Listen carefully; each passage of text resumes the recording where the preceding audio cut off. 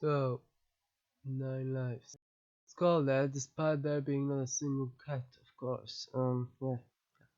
Apparently, there has been another movie called the same name until from 2016, though, which does have a cat. Hmm. Anyway, yeah, it's not exactly the worst I've seen.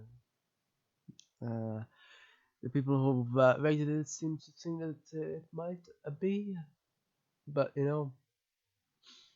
after watching lots of these sort of horror movies, they all sort of blend in together, and I personally don't know what the difference is. It's very similar to many slashers in this instance. Obviously, not subtle as Psycho or anything.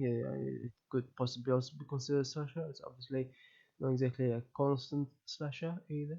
This had certainly more slashings, but clearly thought that they went for the glamour angle here, which is as opposed to having a potentially a more interesting story or characterization and such.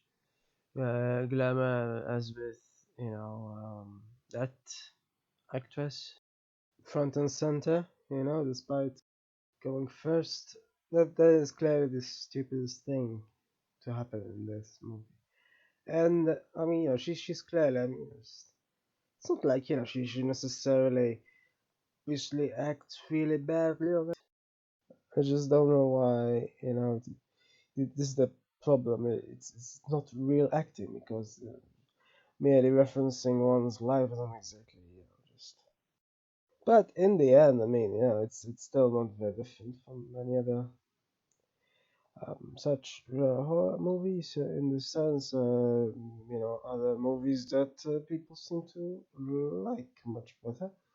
I don't see much difference. I cannot. I don't exactly have one in mind. There's a lot. They all sort of blend in together.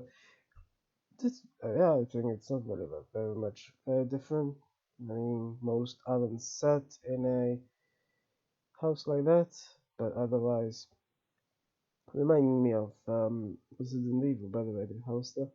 Yeah. Anyway, it's not even in Scotland, but I'm not sure why. If they forced that situation there, apparently it wasn't, at least from the trivia I read. It could be false, but yeah. Anyway, yeah, it's not exactly a novel story or anything. It's not exactly the most bloody in comparison to recent movies I watched. Or in comparison, like a certain movie made like 7 years after this one. No? Yeah, I also don't know why she wanted to be in horror movies. I mean, I did watch another one before. I think it was called House of Wax. It happens to watch it in the cinema for some reason. Yeah, it's kind of similar, I suppose, with the exception that it's about house burning down because it's made of wax, obviously. So, yeah, I think that might be more slightly more impressive. This is just about knives and whatnot. It's not exactly the most interesting supernatural horror either. So, if you get a supernatural slasher, though, I guess this is sort of what you get usually. So it's not exactly much worse.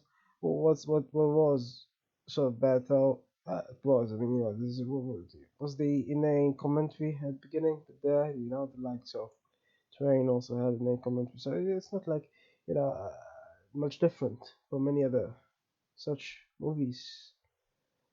There's very few that are mm, as much adoration as Psycho gets. Honestly, I mean, yeah, characterization is interesting. Other than that, though, so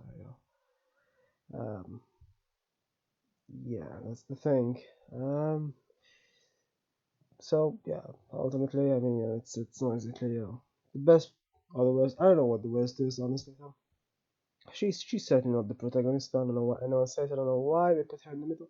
That's clearly the biggest mistake. Others had much more screen time, so clearly they just bent to her whatever it is she had back then. so many years ago now, but whatever.